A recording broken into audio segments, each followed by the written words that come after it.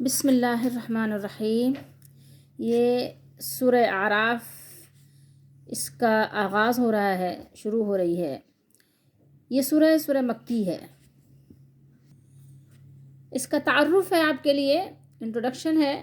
اس سورہ پاک کا نام الاعراف ہے، یا اعراف بھی کہہ سکتے ہیں اور الاعراف بھی کہہ سکتے ہیں۔ اس میں 206 آیات ہیں اور 24 رکوع پر مشتمل ہے یہ سورہ مبارکہ۔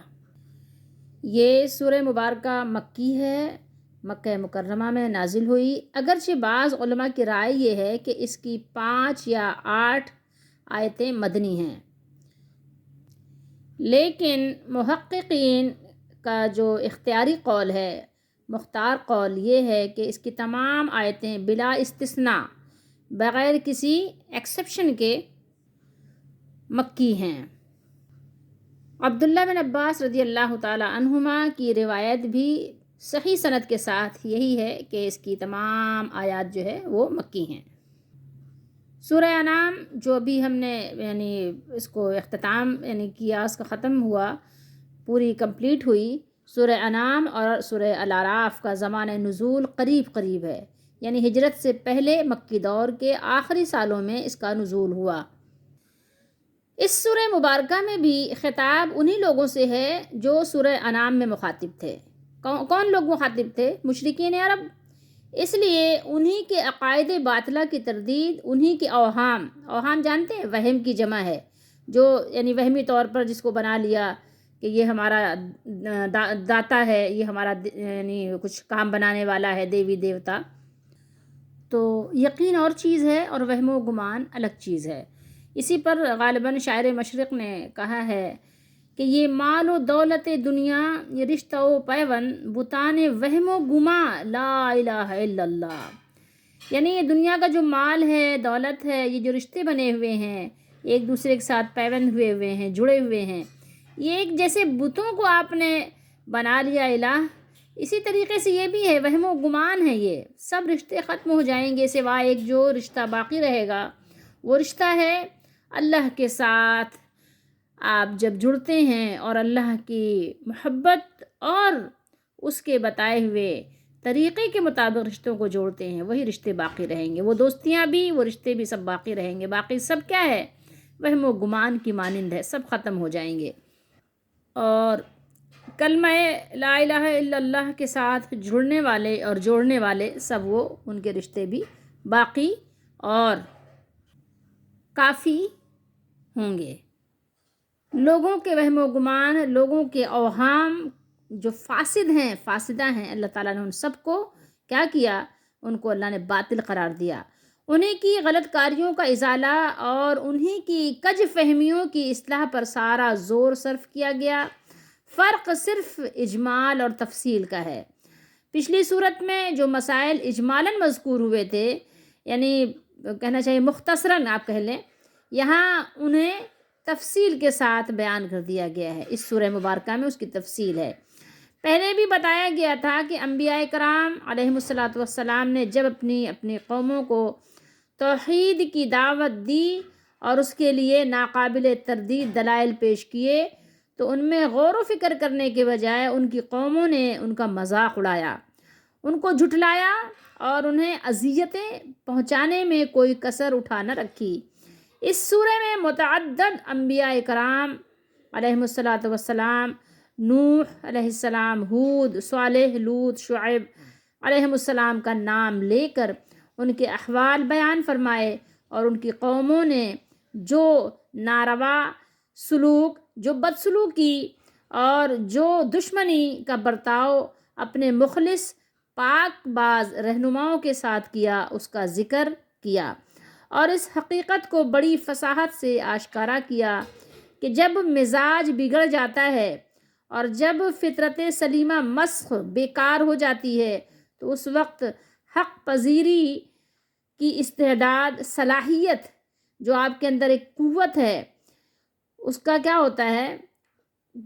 سمجھ لیجئے کہ مقصد بیکار ہو جاتا ہے، بیکار اور مفلوج، اپاہج ہو کر، سمجھ لیں وہ ساری قوتیں آپ کی رہ جاتی ہیں۔ صداقت سچائی کا آفتاب اپنی تمام تابناکیوں کے ساتھ جلوگر ہوتا ہے، لیکن آنکھیں اس کے نور کو نہیں دیکھ سکتی۔ دلائل کی زبان علاج حق کر رہی ہوتی ہے کہ دیکھو یہ دلیل، یہ دلیل، یہ دلیل، لیکن کان اسے نہیں سنتے۔ کیوں؟ اس لیے کہ ظاہر ہے وہ تعصب کی پٹی اپنے کانوں میں بھی اپنی آنکھوں میں بھی باندھ لیتے ہیں، اس لیے اسے سن ہی نہیں سکتے، اور دل و دماغ حق سمجھنے کی توفیق سے محروم ہو جاتے ہیں، کیونکہ وہ اپنے مالک کو ہی ناراض کر دیتے ہیں۔ آپ ان کو سمجھانا چاہیں، ان کو آپ سوجھ بوجھ دینے کے لیے اپنی ساری صلاحیتیں لگا دیں، افہام و تفہیم، ترغیب و ترہیب، ڈرانا بھی، رغبت دلانا بھی، کوئی چیز کارگر ثابت نہیں ہوتی۔ تو اس سورہ مبارکہ میں مختلف رسولوں کے احوال، حالات بتانے کے بعد کئی رکوع میں حضرت موسیٰ علیہ السلام کے واقعات تفصیلاً بیان فرمائے گئے ہیں۔ آپ کو موسیٰ علیہ السلام کو 2 قسم کے لوگوں سے واسطہ پڑا تھا۔ نمبر 1 فرعون اور اس کے حواری، اور نمبر 2 دوسرے نمبر پہ کون تھے؟ آپ کی اپنی قوم بنی اسرائیل، وہ تھے۔ تو پہلا طبقہ حکمران تھا یا حکمرانی طبقے سے تعلق رکھتا تھا، اسمبلیوں میں ان کا شور و غوغا تھا، جسے بے پناہ اختیارات اور مراعات حاصل تھیں۔ ملک کی ساری دولت کس کے پاس تھی؟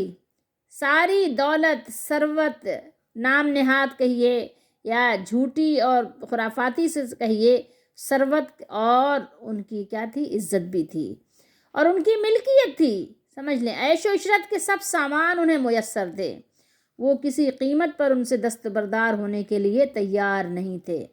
سمجھ رہے ہیں آپ بات کو؟ جیسے کہ آج ہمارا حال ہے، تو آپ کچھ نہ کچھ کی جھلکیاں اپنے حالات اور اپنے احوال اور اپنے معاشرے میں، آپ سماج میں دیکھ سکتے ہیں۔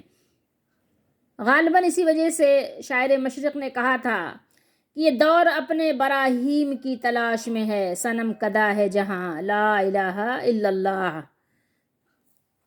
جب فرعون اور فرعون کے ساتھیوں کے بنائے ہوئے معیار یا ان کے مقرر کیے ہوئے معیار کے مطابق حضرت موسیٰ علیہ السلام نے دلائل پیش کر دیے، حق واضح ہو گیا، اور ان کے بلائے ہوئے جادوگر معجزات نبوت کے سامنے کیا ہوا؟ جھک گئے، اپنے نظر و فریب اور سحر کی بے سر و پائی کا اعتراف کر کے باطل سے تائب ہو گئے، توبہ کر لی، اور حضرت کلیم علیہ السلام پر صدق دل سے وہ ایمان لے آئے۔ تب بھی فرعونی ذہنیت نے قبول حق سے کیا کیا؟ انکار کیا، گریز اختیار کیا، کیونکہ حضرت موسیٰ علیہ السلام پر ایمان لانے کا صاف مطلب یہ تھا کہ وہ اپنے ناجائز اختیارات اور مراعات سے محروم ہو جائیں گے۔ ان کی جو لوٹ کھسوٹ تھی اس پر پابندیاں لگا دی جائیں گی، اور ان کے جو عیش و نشاط کی بساط تھی جو انہوں نے بچھائی ہوئی تھی وہ سمیٹ دی جائے گی اور الٹ دی جائے گی، اور وہ اس کے لیے کسی طرح آمادہ نہیں تھے۔ جیسے کہ آج اس معاشرے میں بھی آپ دیکھ سکتے ہیں، لوگ حق جان لینے کے باوجود بھی اپنی چودراہٹ کو ختم کرنے کو کسی صورت تیار نہیں ہوتے۔ اسی قرآن میں ہے ابتر کے جہاں کی تعلیم، جس نے مومن کو بنایا ماؤ پرویں کا امیر۔ تن بتقدیر ہے آج ان کے عمل کا انداز، تھی نہا جن کے ارادوں میں الہ کی تقدیر۔ تھا جو ناخوب بتدریج وہی خوب ہوا۔ تھا جو ناخوب، جو لوگ ناپسندیدہ تھے، آہستہ آہستہ وہی لوگ کیا ہو گئے؟ پسندیدہ ہو گئے معاشرے میں۔ ناچ گانا، یعنی ہر خرافات، فحاشی، بے حیائی، عریانی تھے جو ناخوب، یا تھا جو ناخوب بتدریج وہی خوب ہوا، کہ غلامی میں بدل جاتا ہے قوموں کا ضمیر۔ تو یہی حال ان کا تھا، یہی حال کچھ آج بھی آپ کے اطراف میں نظر آئے گا۔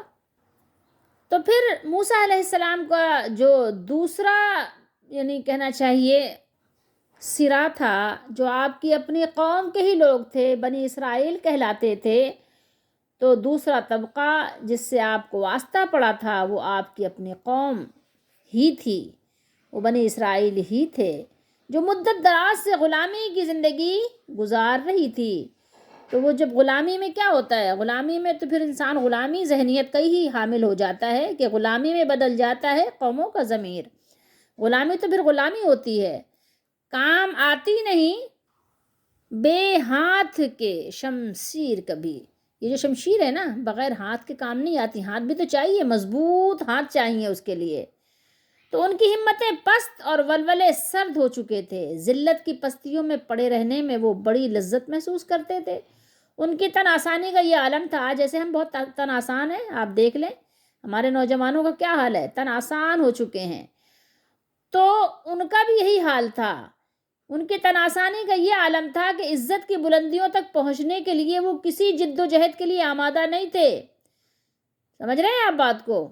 وہ چاہتے تھے کہ ان کی تن آسانی میں سب کچھ ان کو مل جائے، کچھ کرنا نہ پڑے.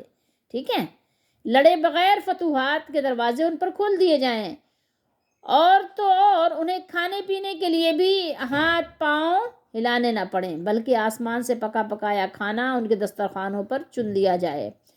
ان کی تعمیری قوتیں اتنی بیکار ہو چکی تھیں، فرسودہ اور افسردہ ہو چکی تھیں کہ جدت فکر اور ندرت عمل کا ان کے یہاں کوئی تصور نہیں تھا. دوسروں کی تقلید اور پیروی کے لیے وہ ہر لمحہ آمادہ تھے. جیسے آج آپ دیکھ لیجئے، اپنے ارد گرد ذرا نظارہ کیجئے، نظر ڈالیے.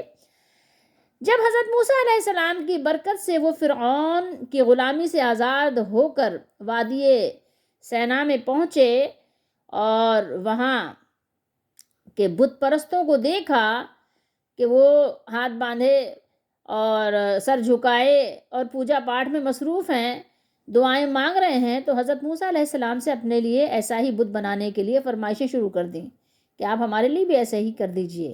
آپ پڑھیں گے، یہ تو ظاہر ہے آپ کو تعارف کرایا جا رہا ہے سورہ مبارکہ کا. اور آپ کی سرزنش پر بظاہر تو خاموش ہو گئے، چپ ہو گئے. آپ نے جب ان کو ڈانٹا کہ کیا تم جاہلوں والی حرکتیں باتیں کر رہے ہو، کہ پاگل ہو گئے ہو کیا تم، چپ تو ہو گئے. وہ بولے تو کچھ نہیں، لیکن جب آپ تشریف لے گئے اللہ تعالیٰ کے بلانے پر کوہ طور پر، تو جب وہاں آپ گئے تو انہوں نے کیا کیا، انہوں نے وہی اپنی خواہش کو پورا کرنے کی ضد جو ہے برقرار رکھی، اور اپنے مالک الملک حی و قیوم زندہ و جاوید رب کو، رب العالمین کو چھوڑ کر جب سامری نے ان کے لیے ایک بچھڑے کی صورت بنا دی، تو بس وہاں پوجا پاٹ فوراً شروع کر دی انہوں نے. تو جب آپ سورہ اعراف پڑھیں گے، اس کا ترجمہ پڑھیں گے، اس کی وضاحت کو سمجھیں گے، تو آپ کو اندازہ ہوگا کہ ان تمام واقعات سے یہ حقیقت واضح ہو جاتی ہے کہ احکام الہی سے دانستہ جان بوجھ کر اور پہم و سرکشی، یعنی جان بوجھ کر بغاوت کرنا، سرکشی کرنا، بے پناہ قوت آپ کے پاس ہو پھر بھی، اختیار ہو پھر بھی